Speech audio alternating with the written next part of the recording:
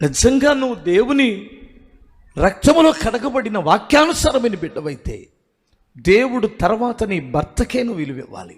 నేను ఒక్క మాట చెబుతున్నాను, వినండి. ఎప్పుడైనా మా బూటల్ని పాస్టర్ గారిని భోజనానికి పిలిస్తే మాకు 2 గుడ్లేసి నీ భర్తకు 1 గుడ్డేస్తే నేను కానీ చూస్తే ఆ మనిషిని ఖచ్చితంగా అక్కడే పళ్ళు రాలగొట్టినట్లు మాట్లాడతాను. ఎవ్వరు కూడా నీ భర్త కంటే ఎక్కువ కాదు. నీకు అర్థమవుతుంది? మనుషుల్లో ఎవ్వడు కూడా నీ భర్త కంటే ఎక్కువైన వాడు కాదు. నిన్ను భరించేవాడు, నిన్ను సహించేవాడు, నీ కష్ట సుఖాలలో పాల్గొనేటువంటి వాడు, నీ కొరకు, నీ పిల్లల కొరకు తన జీవితాన్ని త్యాగం చేసినటువంటి వాడు నీ భర్త.